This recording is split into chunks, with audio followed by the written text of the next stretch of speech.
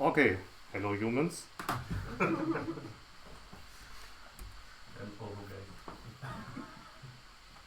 So I do this presentation the other way around. I'll start with answering all the questions because it gets a bit not really complicated, but I want to clarify some things first because there might also be some people watching which don't know what Haxe is, even though I'm at the Haxe meetup, and maybe some people who don't know what CrossCode is.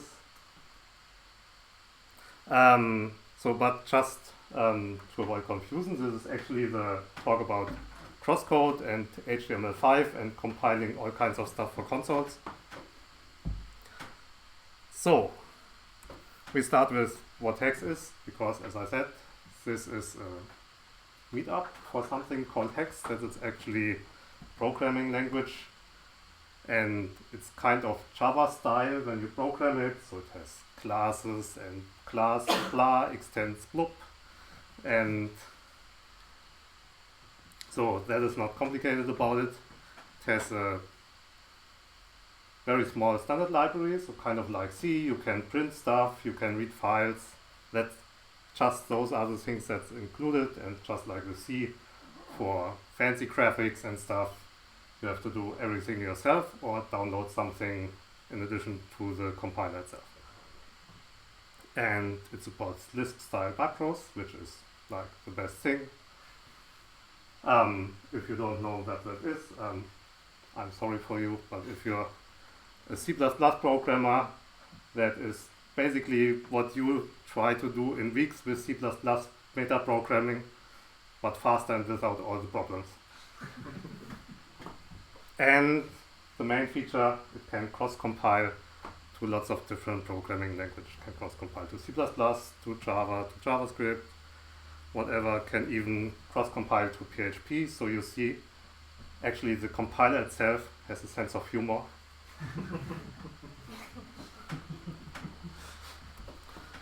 And Haxe Up, that is this conference of not so many people, but it's a meetup. It's which is basically a tiny conference. And it's at Josephine and Simon at home, but unlike many much bigger conferences I've been to, it actually has a live stream, and that's the important thing, right? Yeah, and there have been many more of events like that, bigger ones, smaller ones, and you can watch videos like this for the whole week if you want to at that link. You should go do that. Yes, do it. Tomorrow. The whole week, so it's... Okay, that's actually me. Surprise. I'm a programmer at Deck 13, that's a video game developer in Germany.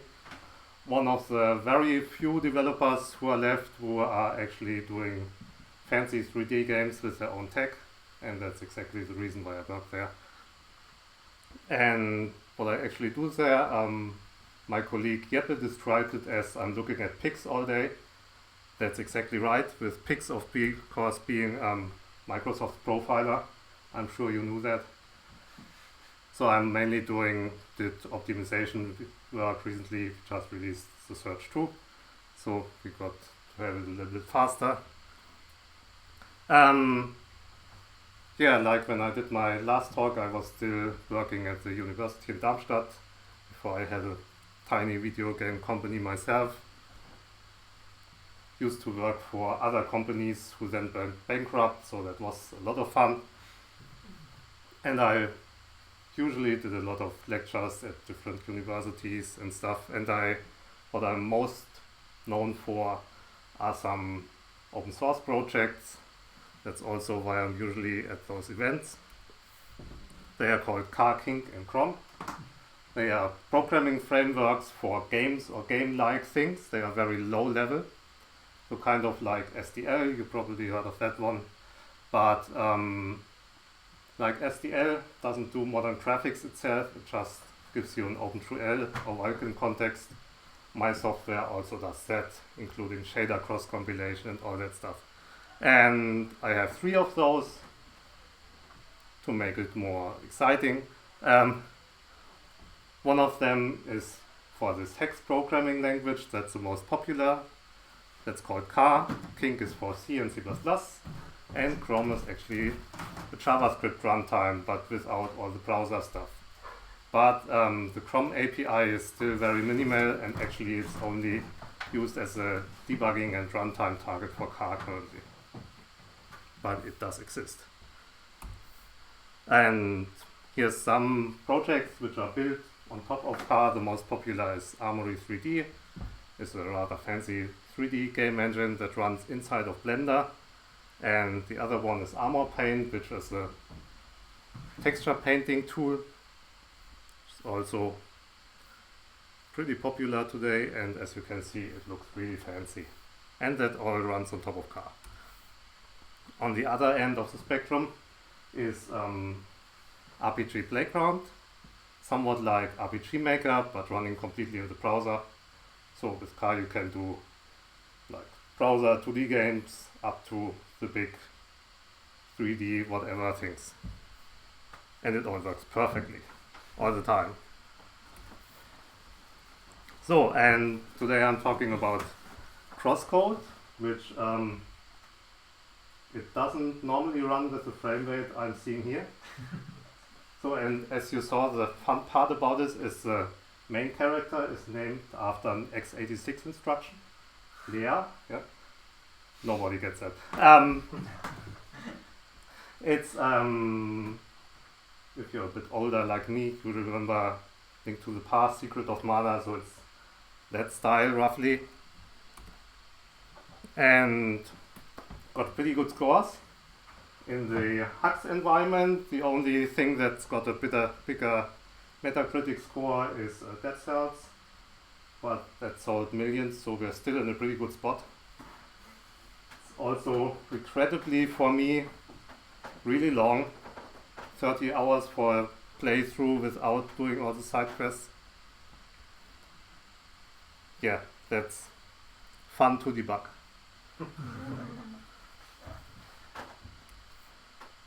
And yeah, when we talk about CrossCode, most people become philosophic and start to think about their issues in life and how they can improve their life and what is the big problem that CrossCode players currently have in their life. They pronounce that usually in this form, switch RAM. You understand it? They want console versions. Oh. That's usually when the original developers of CrossCode post anything on Twitter, first post below that is switch RAM. So what is CrossCode on a technical level? Because that's the thing, it's not currently a car game, or it wasn't a car game. It's actually completely implemented in HTML5. And it might just be the biggest HTML5 game that's out there. Maybe we can compare line counts later. But it's pretty big. It's beneath 100K. So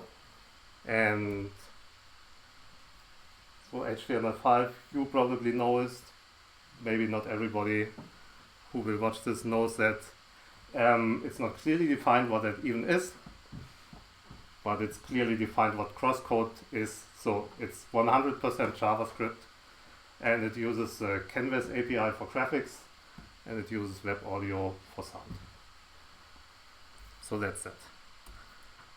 And so now we go deeper and see what JavaScript actually is, because most people have no idea. At least most people I talk to.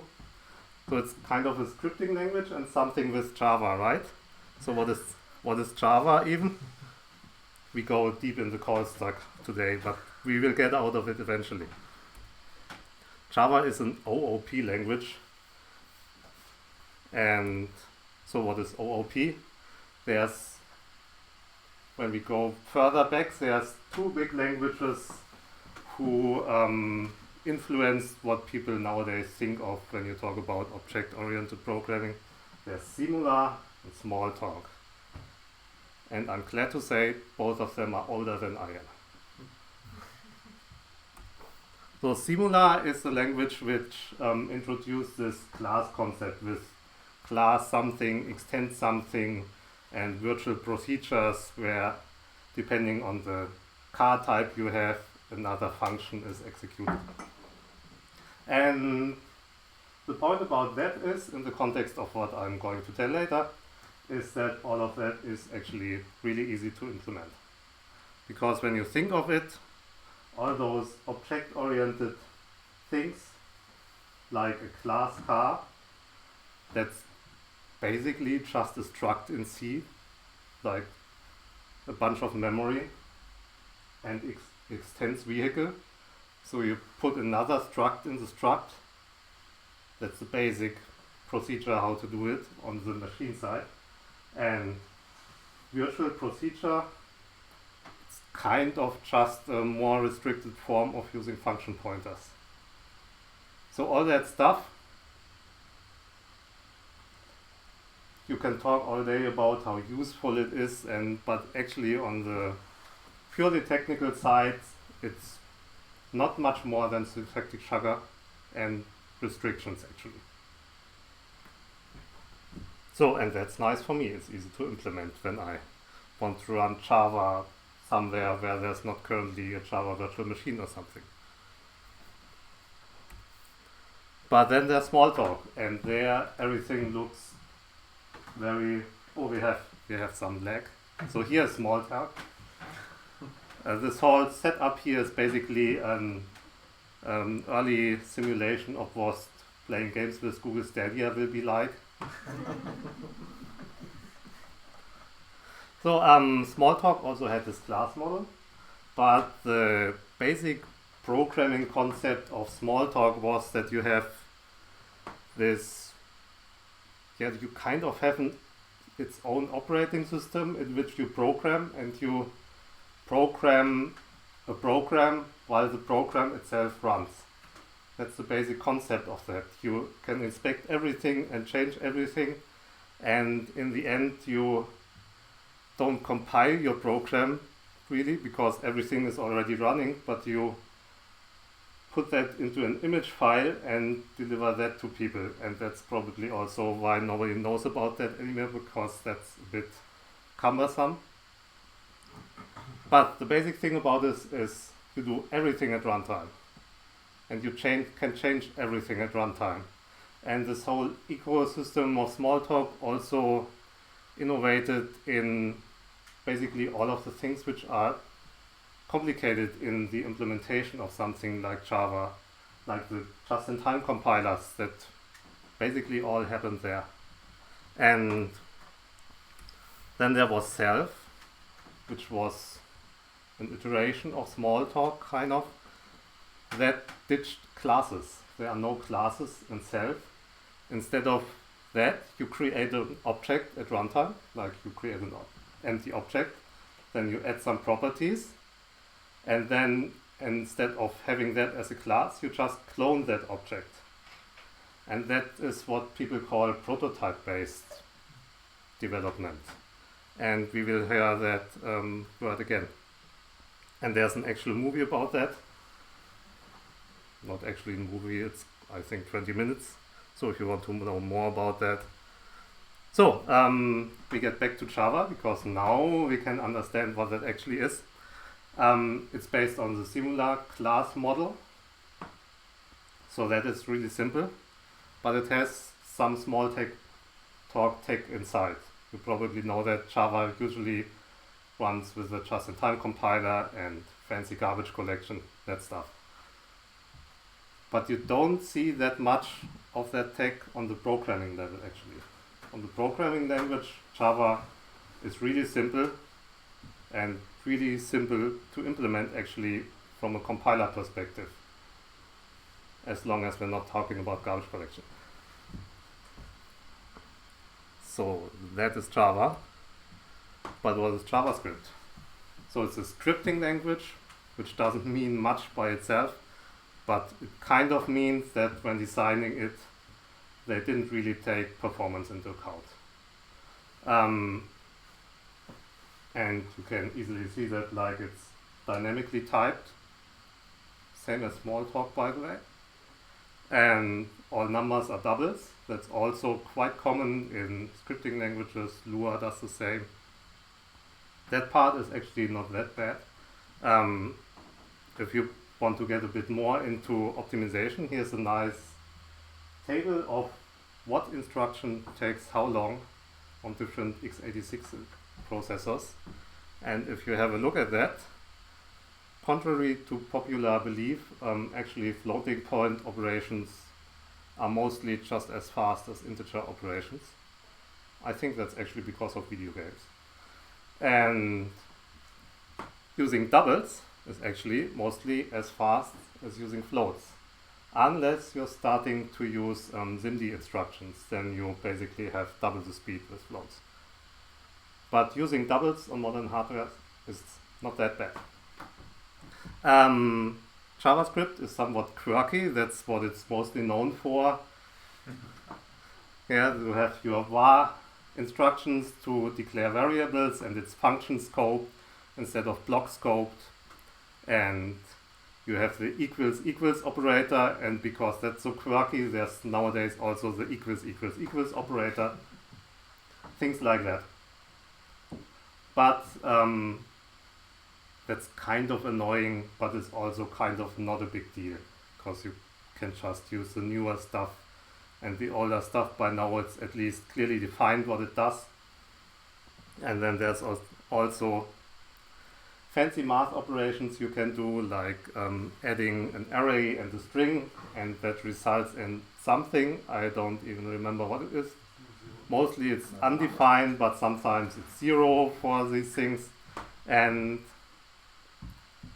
you can avoid that, but the thing is, we are talking about a really big game.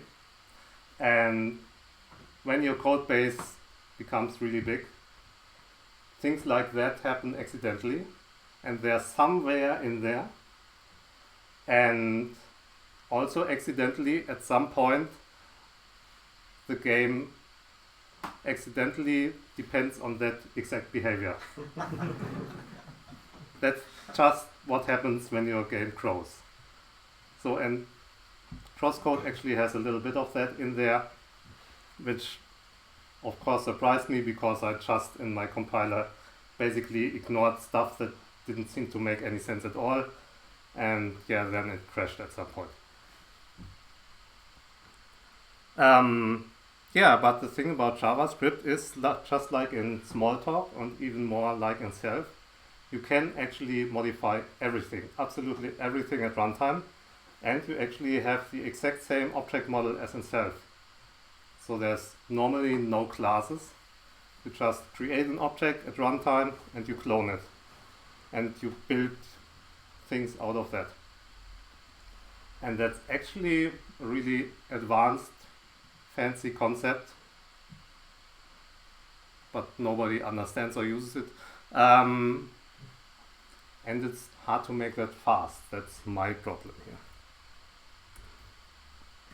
So,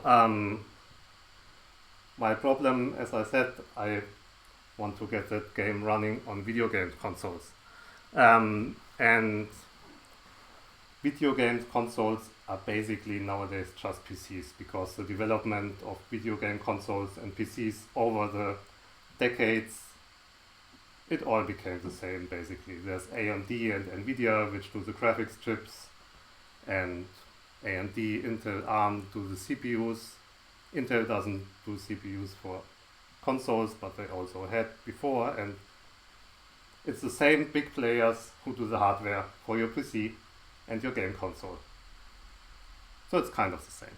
But the game console is just one system, which is always the same, which is actually very nice when developing, because you can optimize just for that system.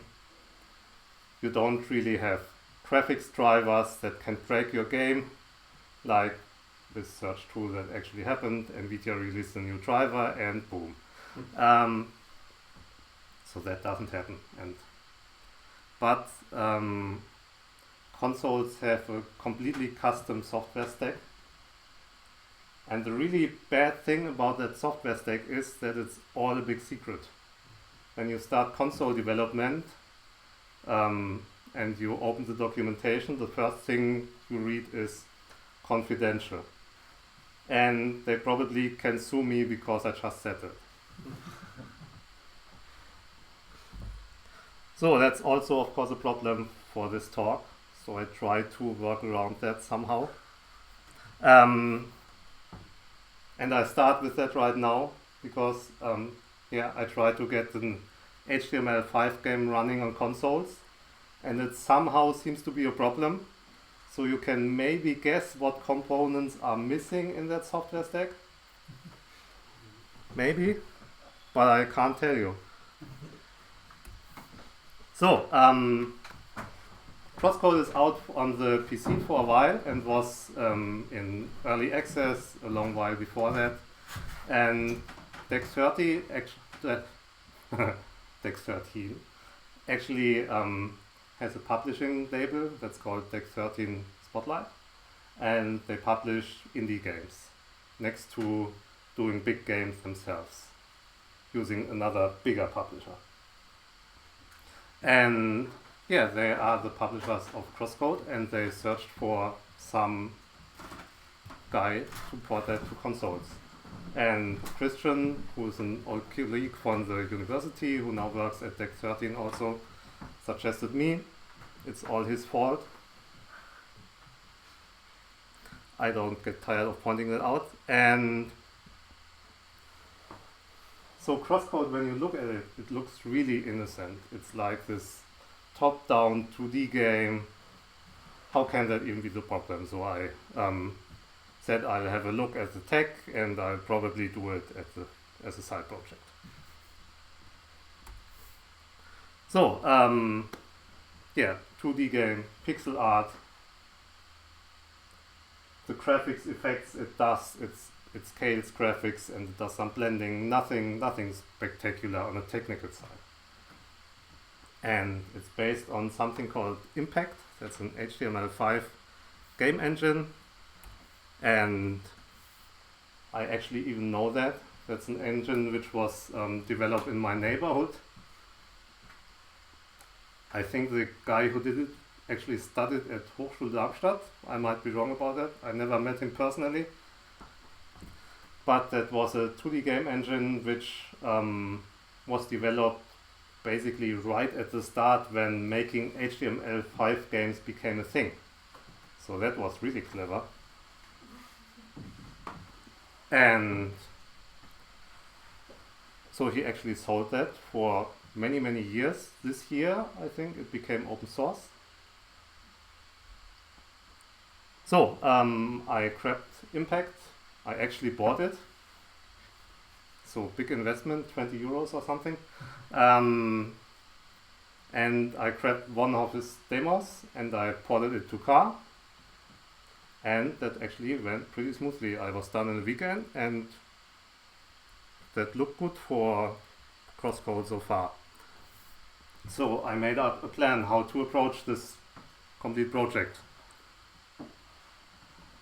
My first, I had 3 steps of increasing difficulty, like a video game. I wanted to start with an interpreter, so that I can ideally just use the original code, just implement the HTML5 APIs and run that on the console. If that's fast enough, if the game runs fast enough, everything is great and we're done. So if that doesn't work out, second step, port one of the fancy JavaScript just-in-time compilers, like V8, JavaScript Core, something of that. When that works out, okay, took us a while longer, but the game is done. If that's still not fast enough, well, re-implement the game like I did with that demo. That was the plan. So I started with the interpreter. I didn't have my stuff actually running on modern consoles at that point, so I ported that over. not a big deal actually. Then I used some duct tape, as we always do.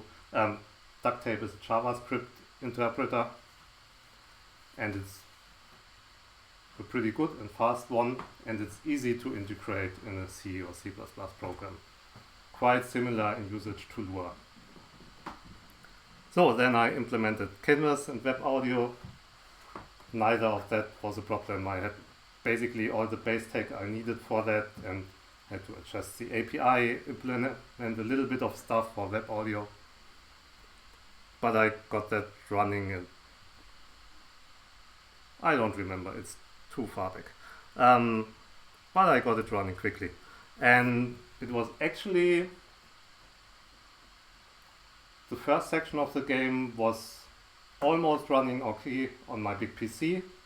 And with a bit of optimization work, like cutting some JavaScript out, replacing it with C, it was working kind of okay on the PlayStation 4, like the first level in the game.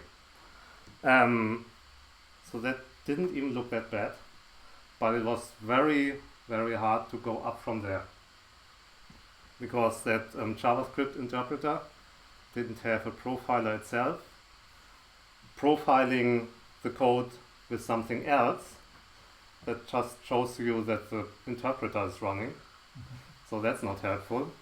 And so nonetheless, I then tried to replace the hotspots, like basically guess what that is, replace it with some C++ code.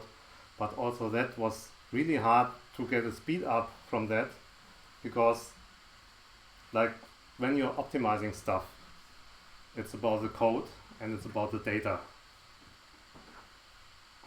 Usually it's much easier to optimize the code, but when your data is somewhere in this JavaScript object inside the interpreter and you have to get all out of that, then it gets really hard and to get any speed up at all.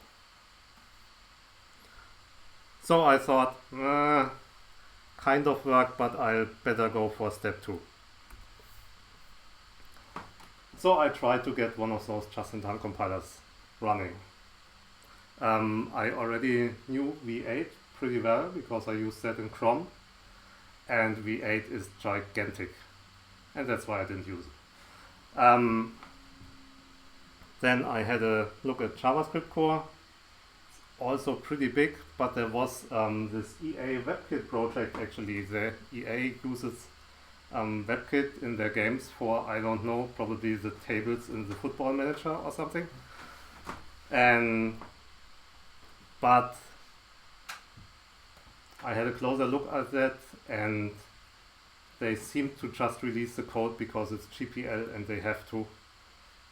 I had a hard time even getting that to compile at all, and anyway, in the end I ended up with the most unlikely just-in-time compiler. That's Chakra, that's Microsoft's just-in-time compiler from Edge. And that was actually the easiest to work with by far. And that's probably easy to explain. It's the newest one, so it didn't have 20 years of nonsense in there. Yeah. And it was still really good in benchmarks compared to the other engines.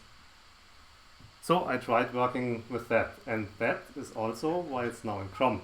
You maybe noticed that many years ago that I switched that from V8 to Chrome, that I switched Chrome from V8 to Chakra. Also helped me to finally get debugging working in Chrome. With V8 it was just a pain.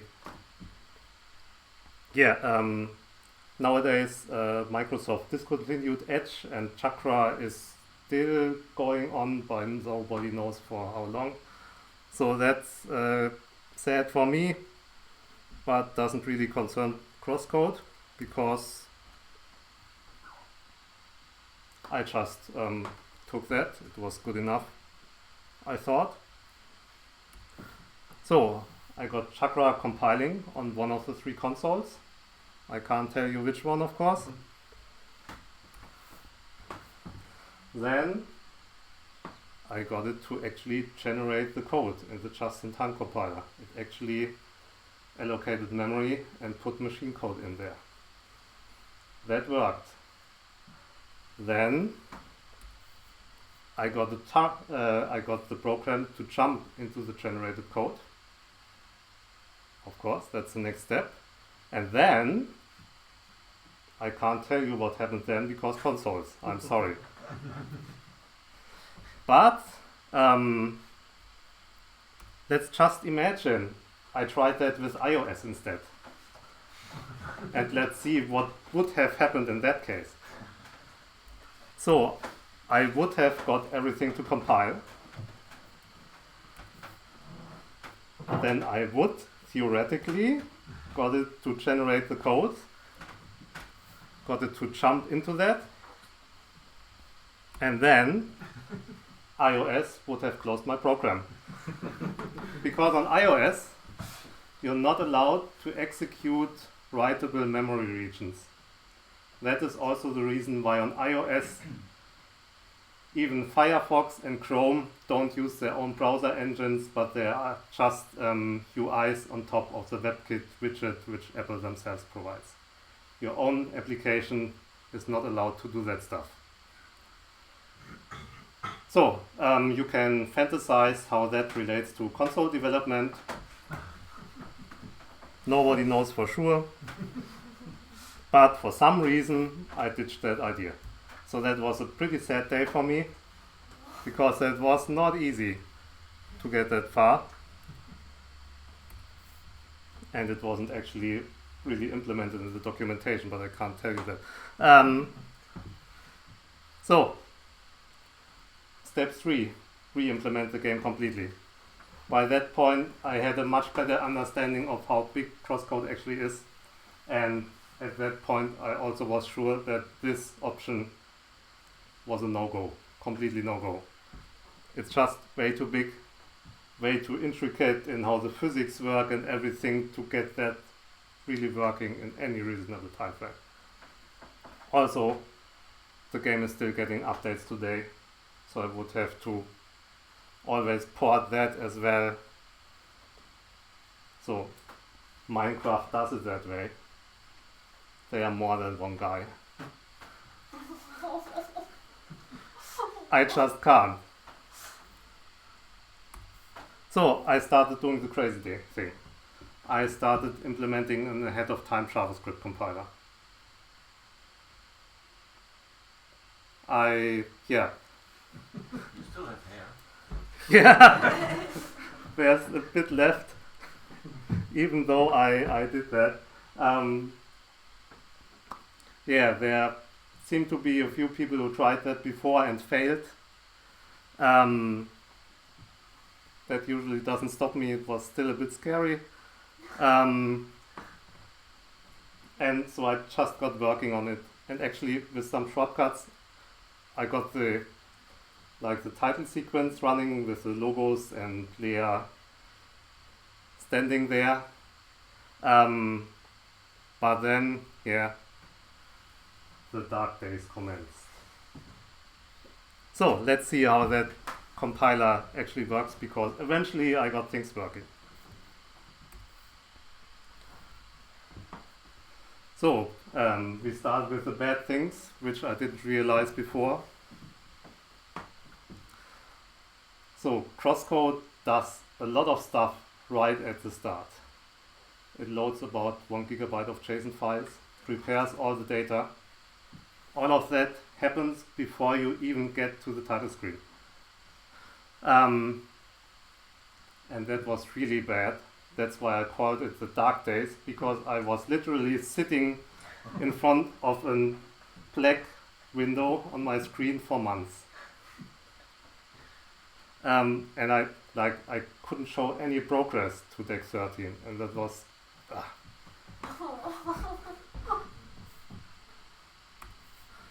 And the other thing, and that in hindsight sounds really catastrophic, like the start of CrossCode runs relatively fast, but there are scenes in CrossCode which take about 10 milliseconds on my big PC. To run with 60 FPS, you have 16.6 milliseconds. And JavaScript, of course, is single-threaded, unless you use web workers, which CrossCode doesn't really do. So it's a single-threaded application. So it's all just about the performance of one CPU core. Graphics also, that's a non-problem for consoles. Graphics have big GPUs. But the performance of a single CPU core is exactly the Achilles heel, exactly the thing that's bad with consoles.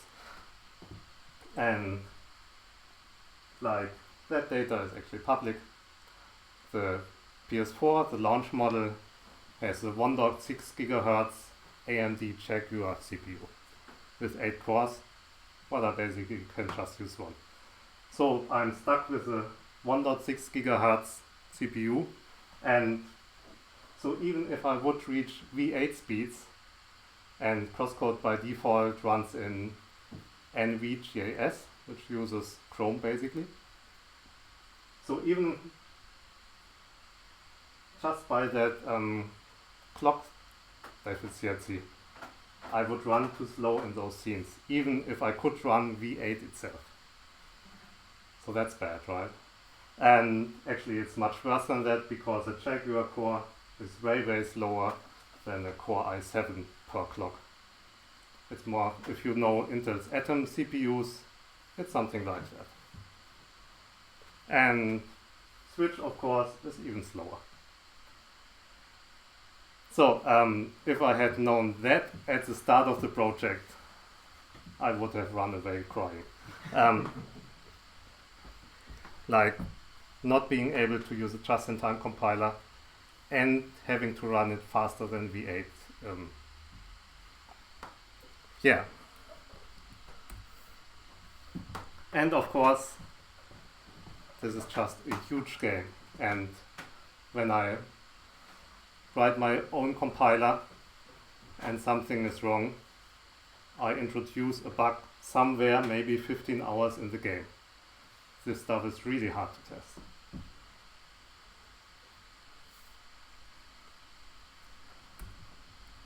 And of course, Murphy's Law, because it actually applies to big systems. Like Murphy's Law is not just a joke. When you have a gigantic software project, all kinds of things end up in there, and then other parts of the system depend on it. And like your code grows, more and more nonsense somehow ends up in there. You maybe have noticed that with your own programs.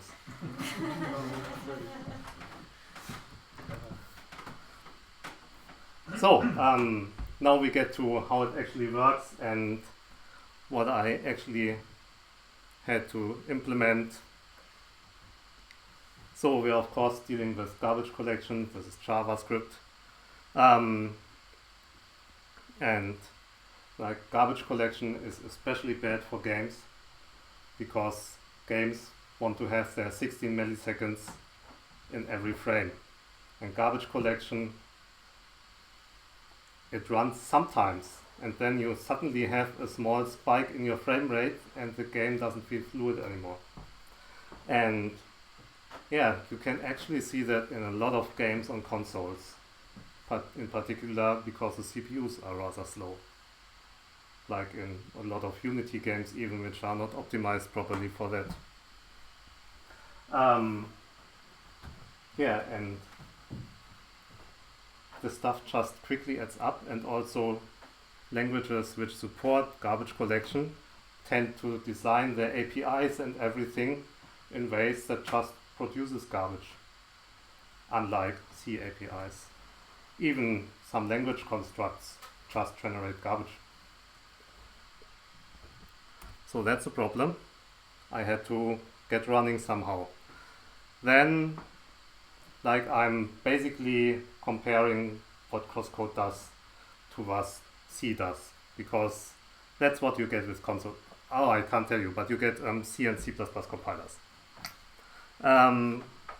So I had to implement closures or use that somehow else.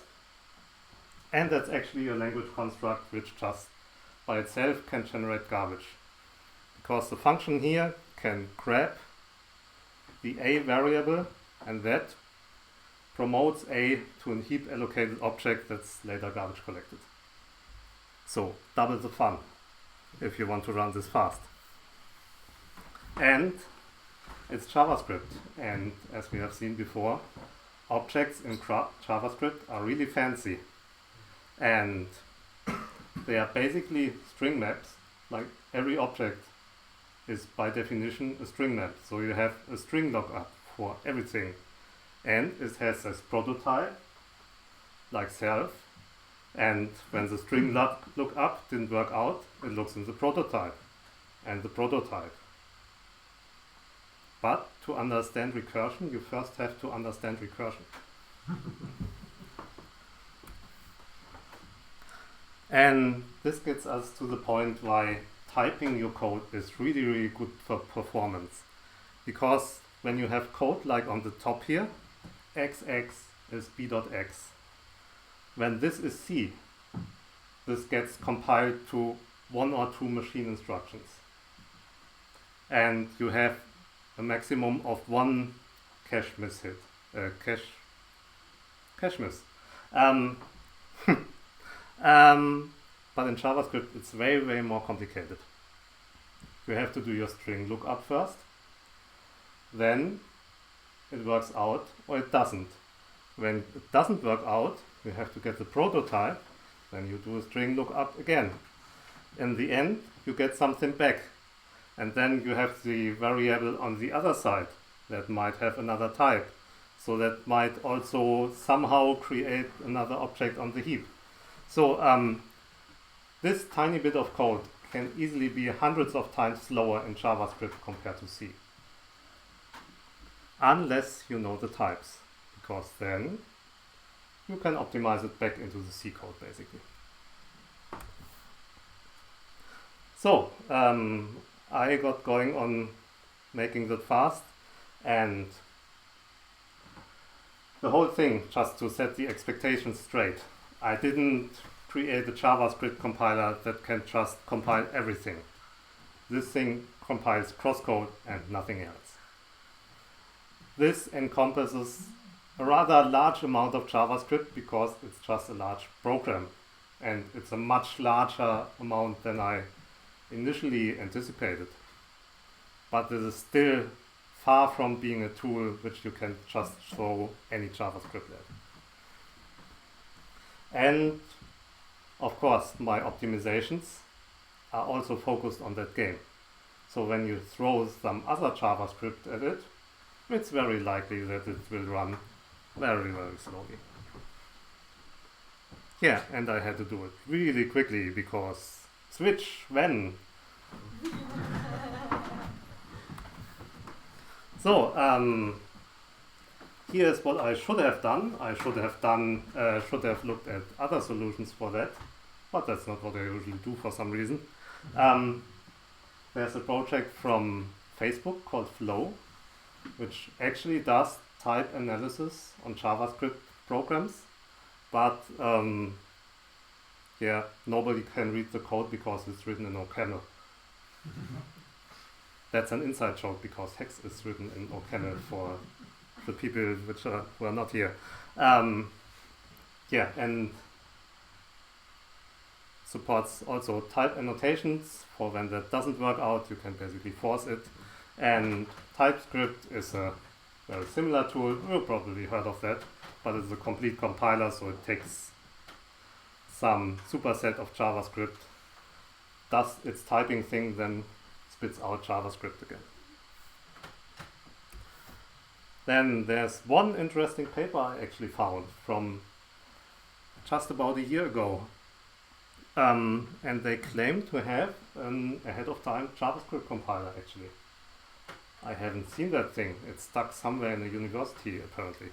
But what they did, it's interesting, not good enough for my use case, but they basically take some part of the JavaScript and compile 2 variations of it. They try to figure out what types would I have to use for this piece of code to create the fastest possible code. Because in usual JavaScript programs, you're likely to actually put exactly these types in there. So that's pretty interesting. And another, basically an if-else on top of that code, and else do it the super slow way. And they claim to have 50% speed of the big JavaScript engine.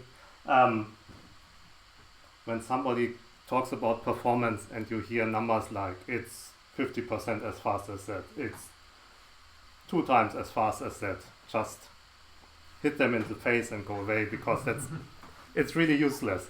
You have to understand what's really going on to do any reasonable work with in regards to performance. So you have to know what is slow, why is it slow, how can you avoid it, can I apply it to this program, like those overall numbers, they really hardly tell you anything normally. But still, even if it would be like that, as we have seen, that would actually be too slow for me. And like the most fun thing, there's actually a PhD thesis from someone who did that for PHP. A PHP PhD. I just couldn't read it because I had to giggle every other text line. It's on my to-do list, so it's interesting. He sort of skipped over it. He has a lot of stuff about type flow analysis, how you figure that out. So certainly interesting if you want to do your own JavaScript compiler. So first read the things I didn't read, please. But don't ask the internet, because you might end up in an endless recursion. That was some Reddit post about CrossCode and consoles where it was announced, I think. And somebody had to have the perfect idea how to do it because it has been done before. And I just asked him about the details, and he told me just ask the CrossCode developers. That didn't help. So, and then there's Nectar.js, because actually it has been done before. This is ahead of time JavaScript compiler. And let's see if the browser pops up when I like it's the future. And yes, here's the text. So that guy started, I think, with Kickstarter, or what is the other thing? Indiegogo, I think it was an Indiegogo campaign or something like that. And that didn't quite work out, but he said, fuck it, I'll do this.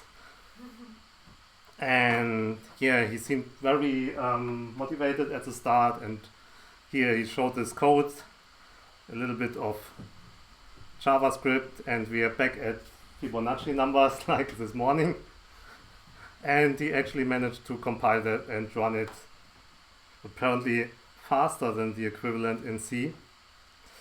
So yeah, and that led him to his comment that yeah, my stuff can compile JavaScript and it can then maybe run faster than C.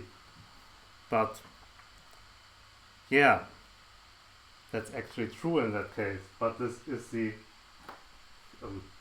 I have to scroll a bit so that you can read. Yeah. Okay, anyway, you probably know Fibonacci numbers. This is the absolute best case for a compiler like that. Because there's a function, one number goes in, nothing else, one number goes out, you know the types, you can compile it, it's fine. You don't have to mess with JavaScript objects at all.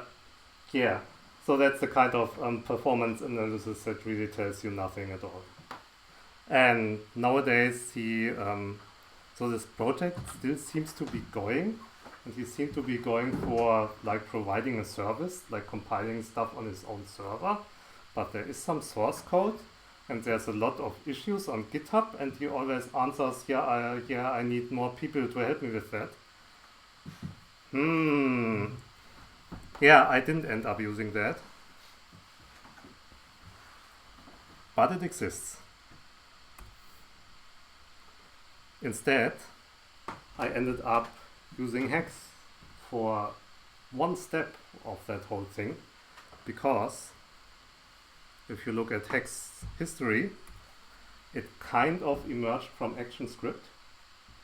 And if you look at ActionScript, that's actually based on ECMAScript 4, like the abandoned JavaScript standard. So actually, Haxe is a dialect of JavaScript, right? The thing is, I set up my spam filter for hate mail and I want to test it today. But there's some truth to it. A lot of stuff that JavaScript does is in there, and the libraries are similar, and just seemed like a good option to save some time on that. And as you might know, I already knew a thing or two about Haxe, so that seemed like a really good start. Yeah, and those are like some things which are in there. Closures are implemented, also with some optimizations, depending on how they are done. Pretty good garbage collection even for the C++ target, some type inference already, and all of that can be compiled to C++ by Haxe, and C++ is something I can run on consoles. So that seemed like a good start. Just have to do the step from JavaScript to Haxe. Can't be that hard. Yeah, but the big thing is actually missing, and that's the prototype-based object system that JavaScript has. So that's sad. Also can't load code at runtime, and JavaScript does that all the time. So, but if we have a closer look at impact, like the 2D game engine CrossCode uses, which is now open source, so I can actually show you some source code, which is nice. Like the first thing it does is it defines a class object, and it actually re-implements a class system on top of JavaScript's fancy object system. And this is really, really common in JavaScript, because like I think it's just, I haven't seen a single person so far which understands what JavaScript really is. Instead, everybody seems to just use it like a fancy version of Java. And this is actually a very fortunate event for me. So instead of even messing with JavaScript's fancy object system, I passed those things instead. And if you have a look at modern JavaScript, it actually has a class keyword, and it basically has this kind of thing built in. So with modern JavaScript, you're actually likely to be able to do that just like that.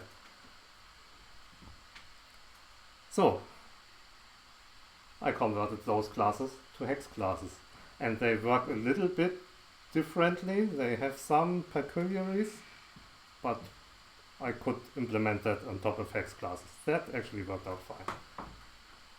So we got our biggest problem mostly solved with this step, because nobody understands JavaScript. It's kind of crazy when you think about this, like my brain starts wobbling when I see that.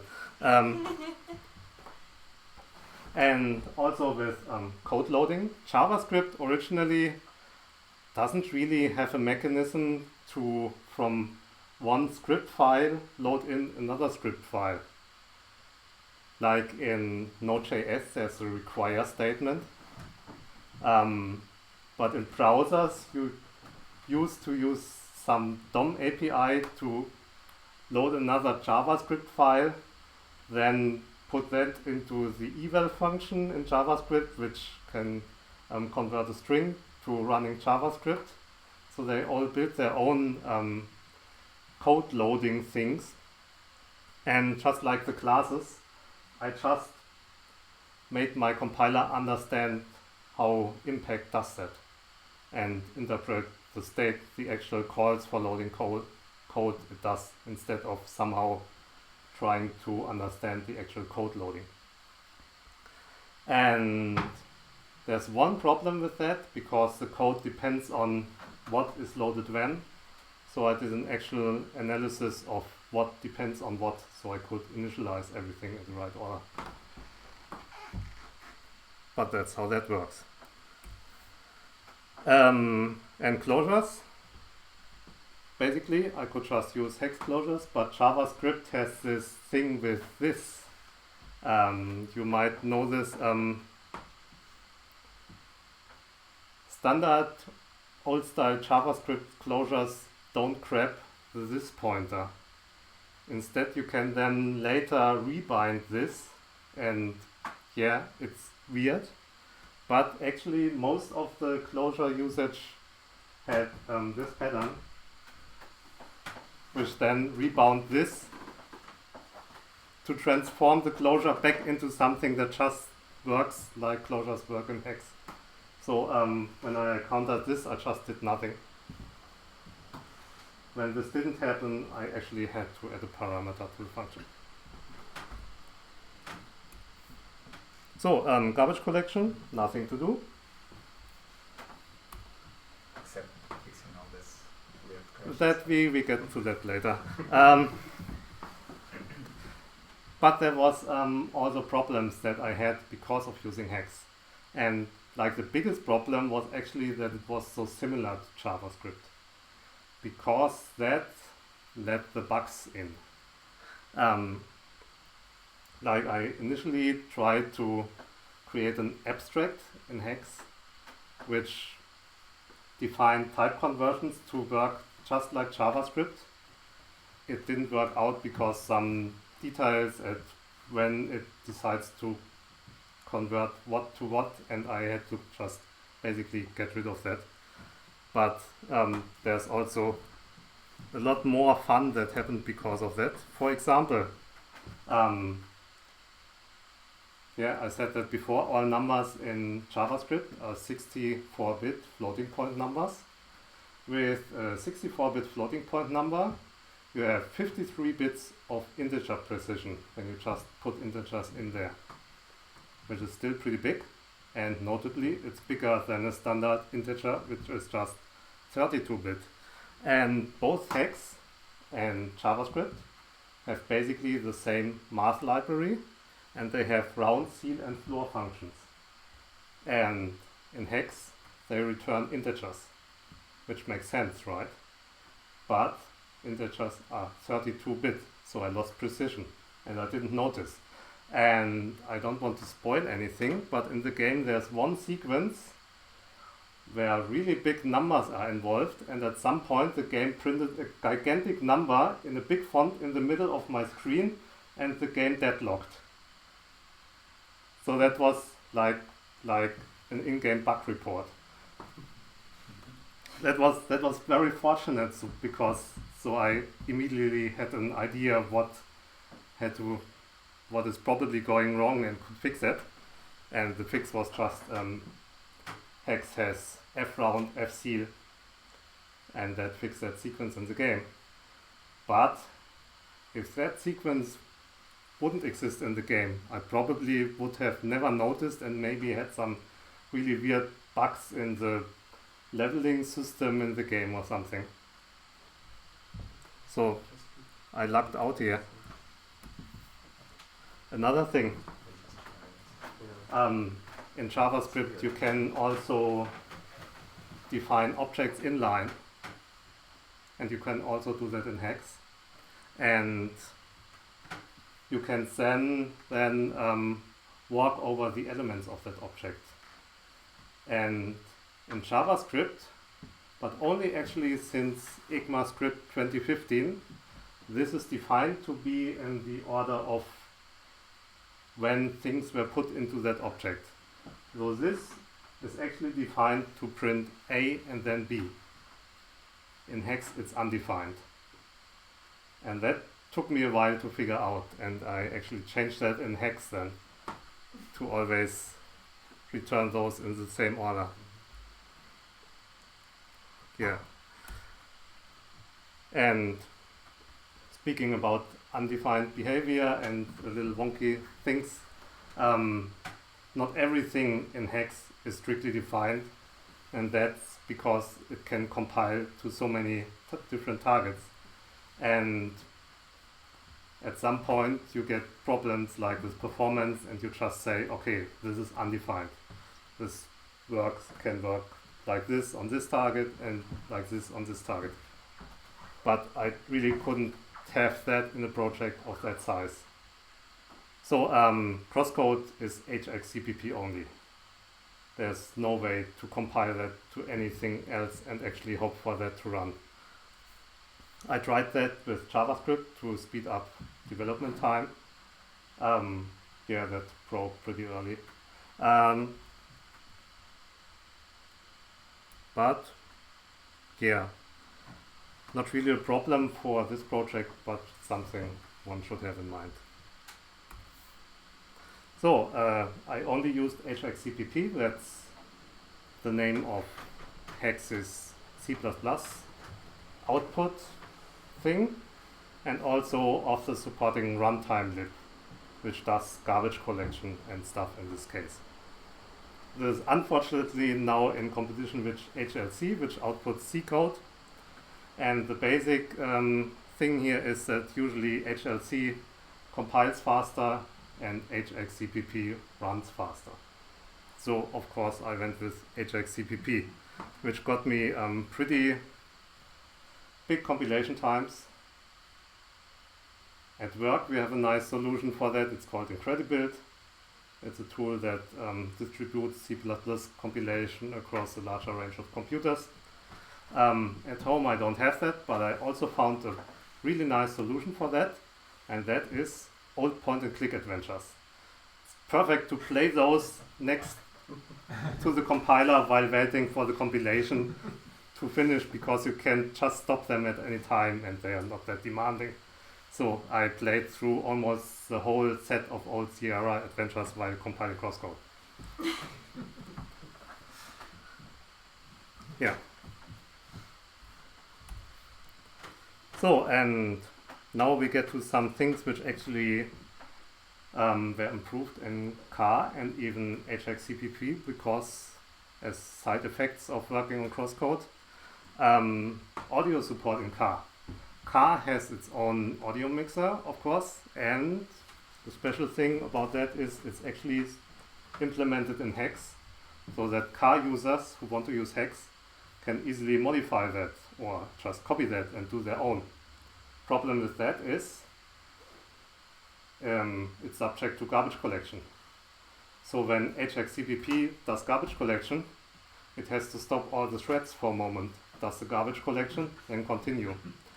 This is especially critical in audio code, because when you have small pauses in there, you get crackling audio.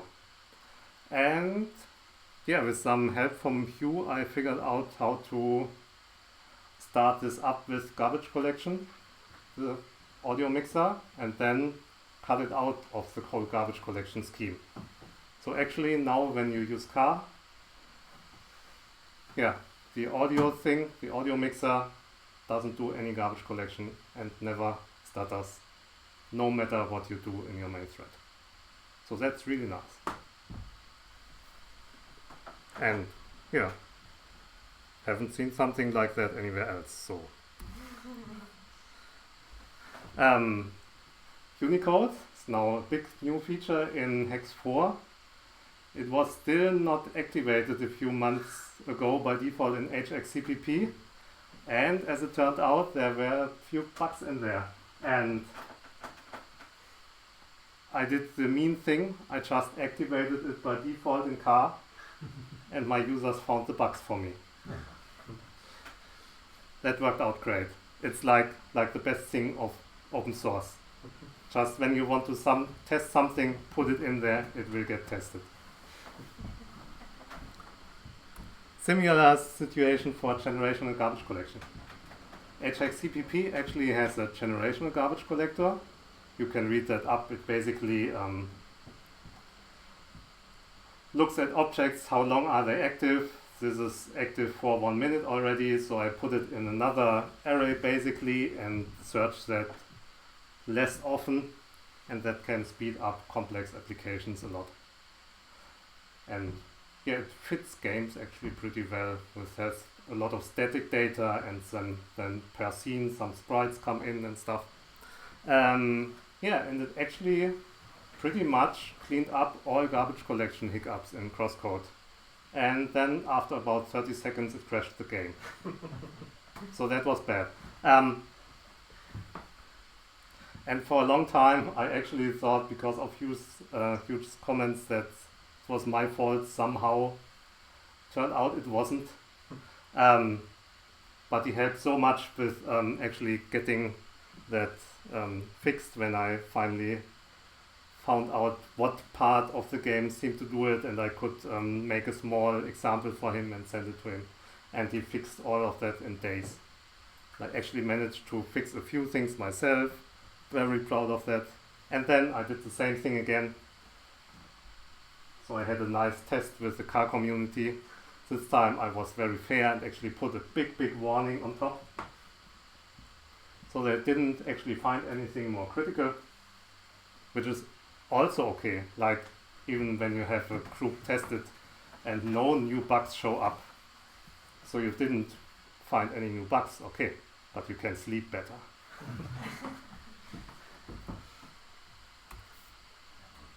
So now the exciting part, I think. How does the compiler figure out the types? My compiler initially has a bunch of different types which it assigns to objects, which then help him to find more types. And initially every type is an unknown. Like, everything that's in the program after parsing gets assigned, you are unknown. Then there's of course basic things in JavaScript, like there's a 1. The compiler figures out all by itself, that's a number. So that gets the type double. Boolean is similar. Array also, because there's this, basically when you create an array, you create an array and the compiler sees that, and then it knows that at least this one thing is an array. And then there's objects. Objects are sadly complex, but as I said earlier, it can parse the actual impact class system, and when it sees one of those, then it's kind of a simple object for the compiler. When it then sees some code setting new properties into that object dynamically, it upgrades that object to a map-like type. It's a tragic situation for performance, but it happens. So, but there's more types. There are strings, now with working Unicode support in HXCPP. There's classes, because you can pass those class things around in JavaScript and use them later to create objects. Then there's the multiple type. That's actually when my compiler gives up. This happens when you have a variable and the compiler sees that you assign completely different things to it. And then that's a multiple, and the multiple can do anything, but it's really slow. So when I just cut the complete typing out and make everything a multiple in the program, in the compiler, the whole thing would still work, at least theoretically, but in slow motion. So nothing is basically nothing, that's just used to type return values. Function, because you also can pass functions around. And the undecidable, that's a really bad one. That's like the boss enemy of the type system. That happens when the type system itself knows that it cannot possibly know what this is. And it typically happens when JSON.parse is executed, because that reads a file from somewhere and out comes some JavaScript object, and the compiler knows nothing about it. So that's the undecidable, the bad one. When undecidables end up in the running program, they work just like multiples, but they are treated differently in further type inference step because they are so evil. So the type inference itself, it goes through the program, and when one type meets another type, it does a bunch of different things. The most simple thing is what I call type equalization. It happens when you have something like a.x, and the compiler knows that a is an object of some class, because then the compiler can look up and see what x actually is, because that's of course saved somewhere, because he has to know the classes. And then this a.x thing in the code, of course, has to have the same type as the type of that class which it remembered somehow earlier. Yeah, so it makes them equal, which means that when those are at the moment different, it has to upgrade the type to something which fits both. And this type upgrading is like the basic thing in this type system. Like a bool can be upgraded to a double, because you can do all the things you can do with a boolean also with a double. A bool can also be upgraded to an object actually. But a double cannot be upgraded to an object. When those meet, it sadly becomes a multiple. So that's type equalization. And the more brutal version of that is the type clash. That happens when one variable is assigned to another one, or when one variable is passed into a function parameter. So in this situation, A has to be able to hold the type it currently has, plus the type of B. So B is usually left alone, but A usually has to be upgraded in this situation. And then there's also the soft clash. That happens when you compare two values. Because sadly in JavaScript you can, for example, compare a number to null or undefined. And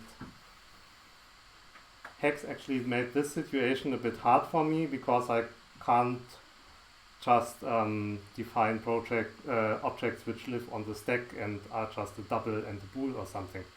In Haxe CPP I actually can do that. Also, as I by now know, you have a bit of options to hide additional data in a floating point number. But at the moment I don't do these tricks, and A is actually upgraded to the multiple. So, and all of that happens repeatedly, again and again and again, until in one loop of this the compiler didn't find any new types. Then it goes to the next phase. And it has three phases. First it starts up. And the special thing about these phases are primarily those undecidables, because I want to occupy them to occupy as little space as possible, because I don't know anything about them, so I have to expect them to do anything. So what I actually do is I first do typing without those and let all the types spread in the program. And then I let the undecidable spread only along those types which are still unknown. And while doing this, the undecidables usually become something else rather quickly. And at these positions, I actually insert custom conversion code, which look at those objects and try to convert them into whatever is expected at that point. So that's how I basically handle JSON.parse.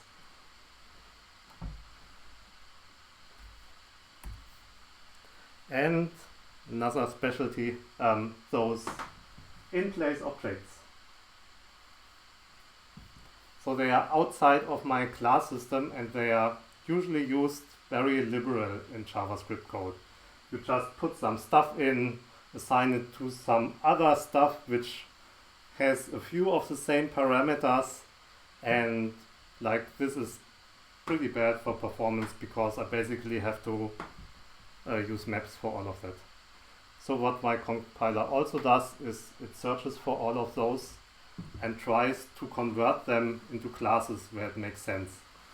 So it walks through the assigns, looks for paths from one of those to another, and then tries to merge them and create one class for one of those paths where some kind of those objects is used.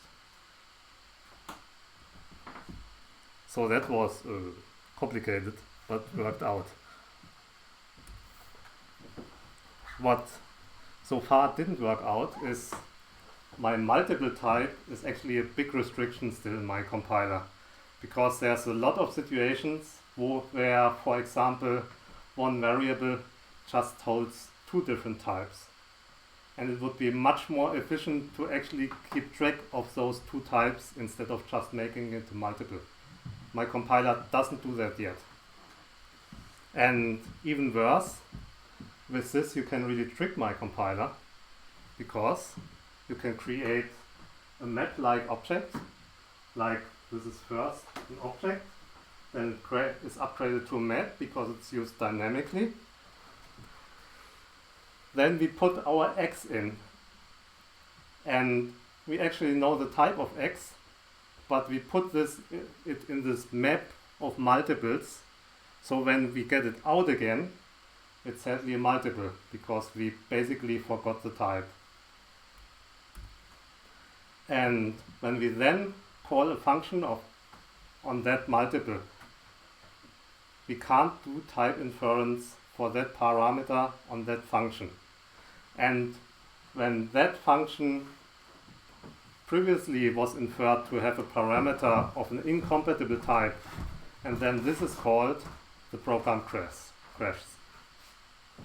And crashing is not good when you want to release a game. So I have to find those, and I have a runtime mode to look for those. So this mode basically it checks every assign and every parameter of the function. So the game runs really, really slowly, but I get the exact line where one of those happens, and I see the types and I see what happened, so I can fix them. So that's still a problem, that if this would time be to become a really reliable JavaScript compiler, I would have to work on. And yeah, of course, CrossCode calls evil. If you don't know, evil gets a string and just runs that string as JavaScript. And that's really bad for a compiler. So I actually had to implement another JavaScript interpreter which can interfere with my compiled JavaScript code. Luckily, I only had to implement a very small subset of JavaScript, which was actually used in those evil calls. But still, yeah, I now have this hybrid monster. And so, just with this, the game worked. I could play through it. It was kind of fast, but not fast enough. And the main problem is that multiples spread too far. And actually, when the compiler got better, multiples tended to spread farther around because it just detected more things and was more correct actually. So I had to push back on the multiples, and I did that with, of course, type hints. So this basically works like in TypeScript. I add some types, the compiler sees that and acts accordingly. And that is my primary method of making CrossCode faster. Having a look at where there are still a lot of multiples, adding just a few type hints at strategic positions, and let the compiler do the rest. And then usually see the game crash because I did something wrong. But that's the method. And actually, with just a tiny few type hints, I managed to run the game faster than it did run with V8. And that was a really great result for me. And actually, nowadays, it usually runs multiple times faster. And as you have seen earlier, I actually need that. So,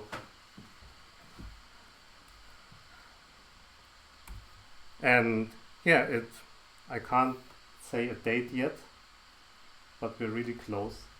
The game is completable. There's no critical bugs anymore. There's some bugs left in some side quests, and there's a lot of side quests.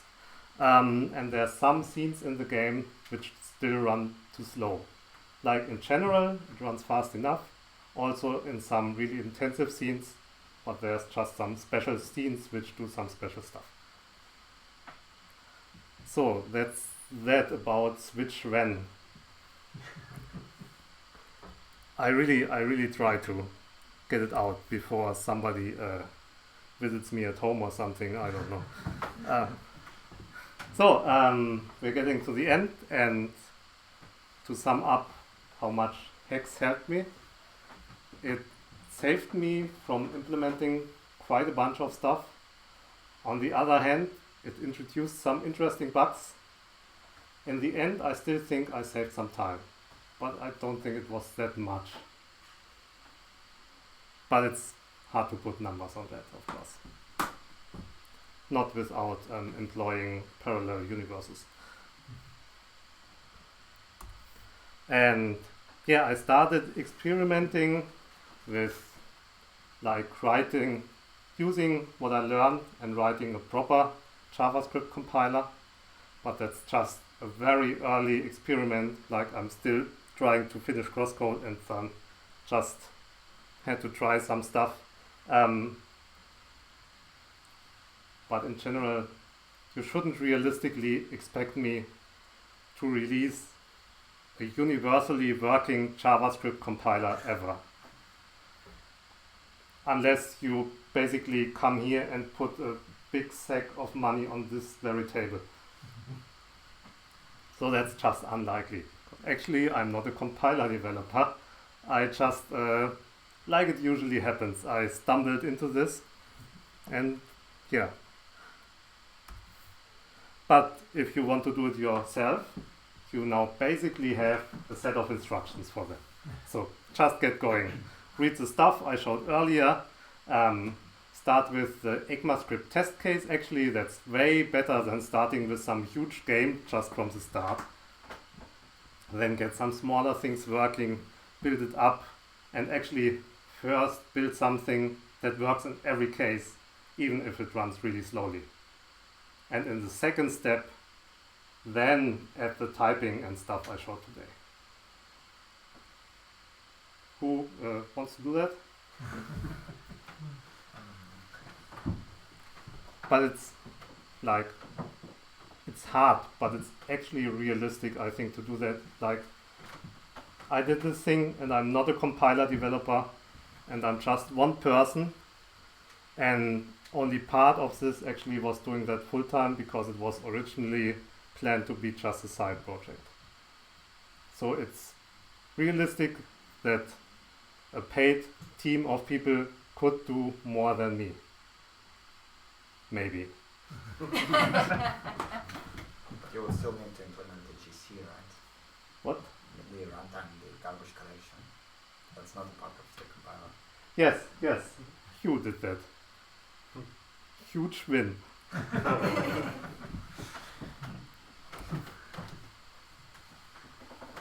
That's what I just said, right? Yeah, the last thing I didn't say. Yeah. Like the part initially with what is Java, what is JavaScript. The big point of that was, like I also said, that JavaScript is so much used like Java. And that makes this job, like writing an ahead of time compiler which actually executes code fast, so much easier. And it gets easier and easier the more JavaScript programmers slowly degrade into Java programmers.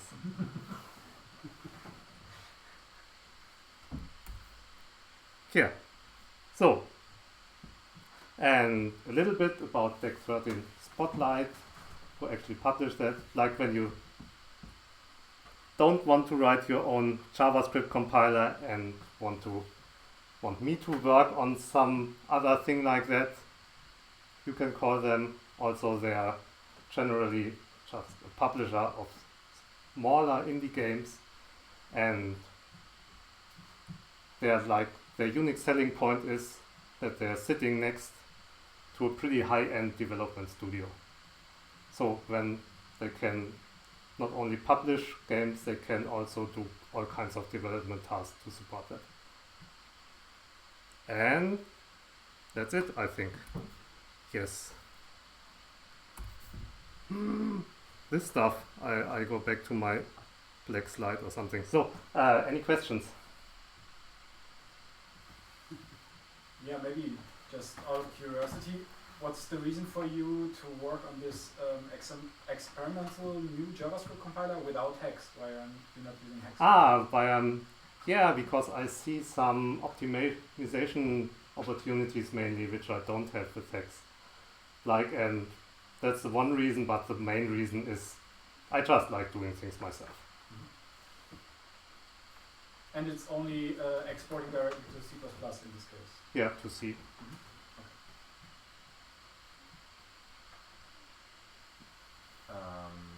What did you write the compiler with? That's actually in TypeScript. No, I was wondering. And You didn't use TypeScript either? No. I did use a library, I should look up the name, for the parsing of JavaScript.